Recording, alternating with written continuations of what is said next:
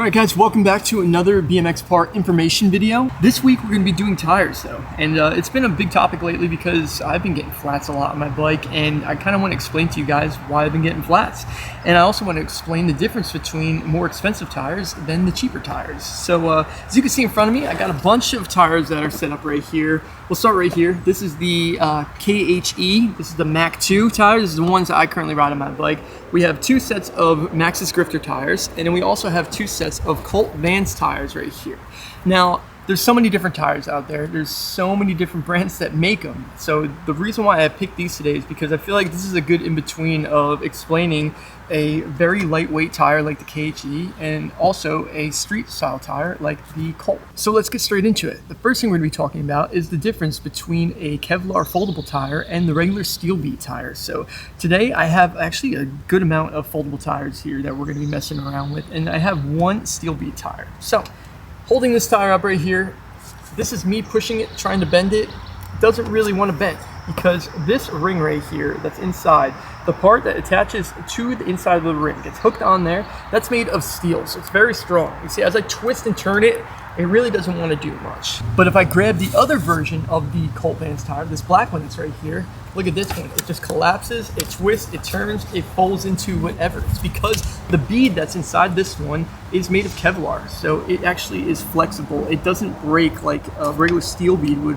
if you manipulate it like that. So the big differences between the two Colt tires are the weight. So the Colt steel bead tire weighs in at 1 pound 13 ounces on our scale. Now when we weighed the Kevlar tire, it weighed in at 1 pound 3 ounces. So that means there's a 10-ounce difference. But structurally, they're rated for the same amount of PSI, both at 110 PSI. But if you do want the lightweight tire, you are going to have to pay more for it. We have the steel beaded tire listed at $27.99, and the Colt Kevlar tire is listed at $42.99. So there's a good amount of difference there. But one thing you want to think about when you're deciding between the Colt lightweight tire and the Colt steel bead tire is how much PSI you're going to be running. Because if you have the lightweight Kevlar tire, you're going to have to ride high PSI because the sidewall is very thin. It is going to fold over, it is going to possibly blow out on you. But if you have the steel bead tire, it's going to have a thicker sidewall, so you could run super low PSI. It would almost be similar to running a run flat in your car, so you can actually run low to no PSI. And as a BMX tire, this is as good as it's going to get, as close to having a run flat when all street riders are running around with 20 PSI in their tires.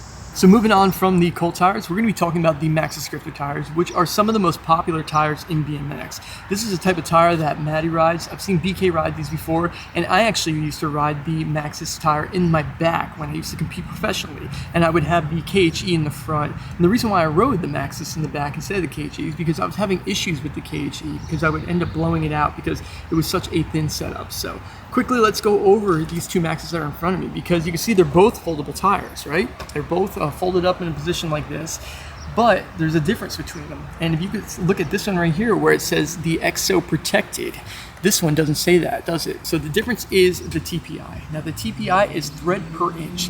Thread per inch is the actual material that's threaded inside the tire, in the rubber. So this has 120 thread per inch right here, but this one has 60 TPI. You would think that maybe because this one has 120, double the amount of thread per inch, that this one would be more expensive. But the truth is, we sell these for the same exact price inside the bike shop, around $40. And I was really confused about that, so I actually did some research on my own to figure it out. So what we learned about this whole thread per inch thing is the fact that this tire right here, the EXO, the sidewall, it doesn't feel fully like rubber. Like when you put your nail into it and drag it, it doesn't have a rubber feeling. But if you go into this one, it feels a lot more like rubber, because the truth is there's a lot more rubber in this one. Now this one is EXO protected because it doesn't have as much rubber. Technically it wouldn't be as strong, but since it's EXO protected, that's another layer on top of it to try to make it as strong as it possibly can be compared to the one that is non-EXO protected, that's only 60 thread per inch. But what they say about the 120 thread per inch is it has a better ride quality and it's better for handling compared to the lower thread per inch. So in comparison between the 120 and the 60 right here, if you went even lower thread per inch, it would be a stronger tire technically because there would be more rubber to it. So that's something you got to factor into it. What style of riding you want, what you're going to be doing. So now you have a decision to make between these two tires. Are you going with the 60 TPI or the 120 TPI? They are the same price, but the weight comes into it. So this tire that has the lower TPI, this one weighs in at 21 ounces. Now, if you went with the higher TPI, this one weighs in at 17.6 ounces. So you're going to save some weight if you go with this one. But potentially you could lose some sidewall strength and you could sacrifice the potential to rip it down the road if you went with the higher TPI. So that's something to think about. So that leads us to the final tire that we're going to be talking about today, and this is the KHE Mach 2. Now, this has been my favorite tire for a really long time. I just love the way this tire looks. I always love the way the tire felt as well, but there are some sacrifices you have to make when you ride this tire. Now, this is the thinnest tire that I've ever ridden, and it's not only thin on the top of the tread, but it's also thin on the sidewall. It's like paper thin. You could feel your finger on the other side easily through there. So that's why it's not for everybody, because if you're doing a lot of grind stuff, like this probably isn't the tire for you. You're potentially gonna get a blowout, but since I'm only riding some park stuff, I'm not really doing any grinds, it works for my situation. But the coolest part about it is how lightweight it is. So this tire right here weighs in at 13 ounces. So that means it's under a pound. That's a big difference compared to every tire that we've looked at so far. But at the same time, it's the most expensive one. We sell these for $54.99 inside the shop. So you definitely have to pay to play with this thing. I love the way it looks on my bike, but I also love the way it feels. But it's not for everybody, and I want to explain that today in this video, because what we're going to be doing is putting a little test together to show the basics of anybody out there is thinking about buying a tire and what you could potentially look out for. So yes, you can get the lightest tire out here with the KHE, but you're gonna have to make some sacrifices. But the question is, if you're just riding around town, if you're riding your local street spots, are you going to get a flat tire easier with this KHE compared to the steel beaded Cult tire? I don't fully have the answer, but we're gonna do a quick little test that we have designed today. So let's go get it going. So for the test to figure out which tire is the strongest in a street riding situation, we set up a little damage control area where we're going to put controlled mayhem. Now the first challenge is going to be broken glass. No, this is not our whiskey, we just found it behind the dumpster and we are going to break it and we're going to ride the bikes through it and see if any of the tires get flats from it. And whichever tires don't get a flat is going to move on to the next test. Now moving on to the bikes, we have this bike built up with the XO grifter tire in the front and we have the Colt steel beaded tire in the back. Now if we move over to my bike, I have my beloved KHE Mach 2 tires on there, and Maddie's going to do the honors of riding through with both bikes. I guess you're going to go through with my bike first because hopefully it makes it, man. It's not looking good though. It's going to be a tough one, Scott. I feel bad for your tires. Yeah, I know. I know you love these things. I know. It's game over. I know. We got to do this for the sake of BMX. Let's do it. So Matt, you're just going to do like a riding pace as if you were going down the street. Please, no hissing, no hissing, no hissing. I don't hear anything. I don't see anything. So. Oh, that's good. All right, moving on. The KHE survives test number 1. I'm impressed. All right, let's see if you can get the grifter and the Colt tire through there. Yep, here we go. Test number 1. Oh, it sounds terrible, guys. How are we looking right now? I don't see anything, dude. So far, so good? It seems really good.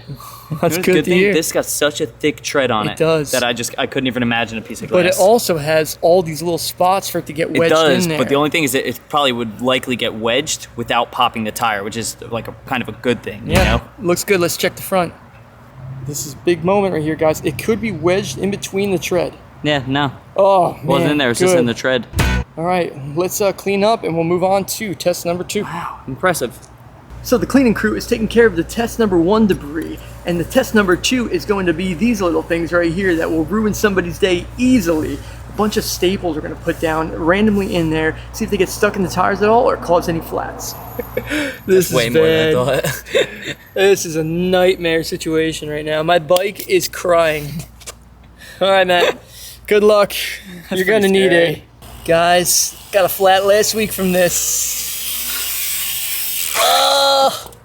Are you kidding me? I'm just looking at the front tire right now. They're just everywhere. You're done.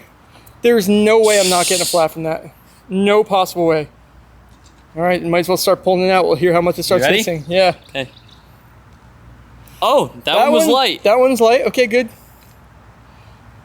This one's not light.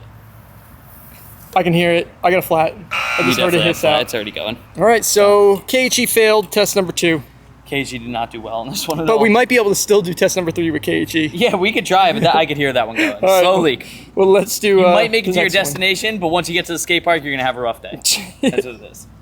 Here comes the Maxxis and the Colt for test number 2.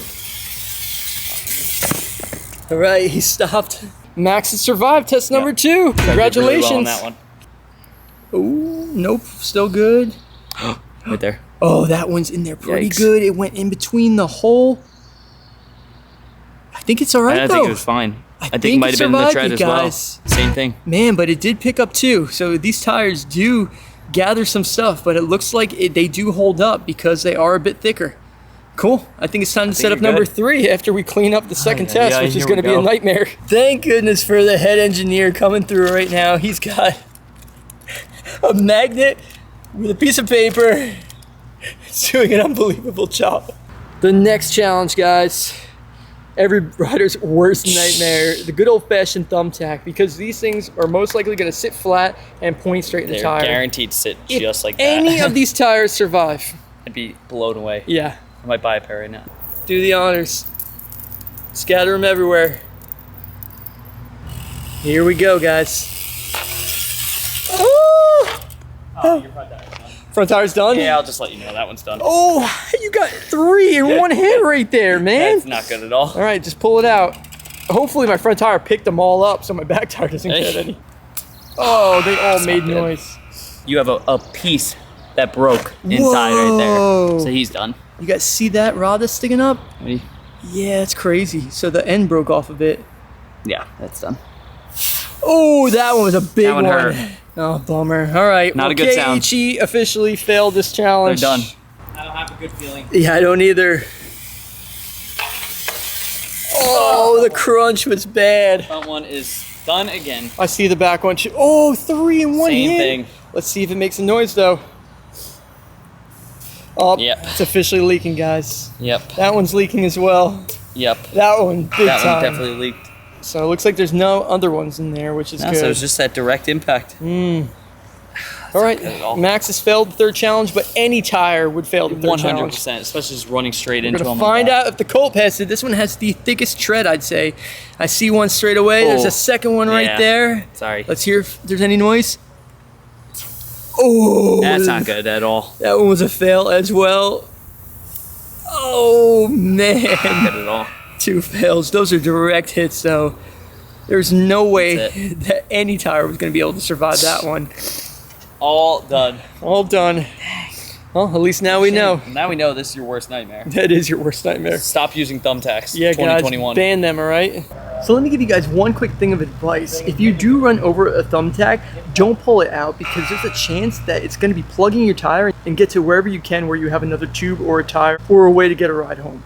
So truthfully, guys, any of those things could do some damage to your tire. And the fact that we did that little test today was just a quick example to show you the differences of the tires, especially for your current riding situation, whether you're a street rider or a dirt rider or a park rider. There's different tires for every need. But the truth is, there was other tests that we could have done, like grinding against curbs, because if you're grinding, the sidewall is going to be touching the edge of a concrete ledge, and that could end up making it wear down and pop. So if you have a tire like this that has a thicker sidewall, then this is going to hold up a lot better in a grinding situation. So let me remind you guys again, as a convenience for you, if you're looking for tires, we sell them on our online store at scbicycles.com. We have a bunch of different variations for you, and all the information is on there. So guys, that's it for this one. I hope you enjoyed this video. We're definitely going to be doing more of these because we enjoy the heck out of it. And until next time, remember to subscribe channel. Remember to like this video, and peace. Thank you to everyone for supporting my brand, Can't Slow Down. If you want to get involved, you can go to can'tslowdown.com or go to the link in the description of the video.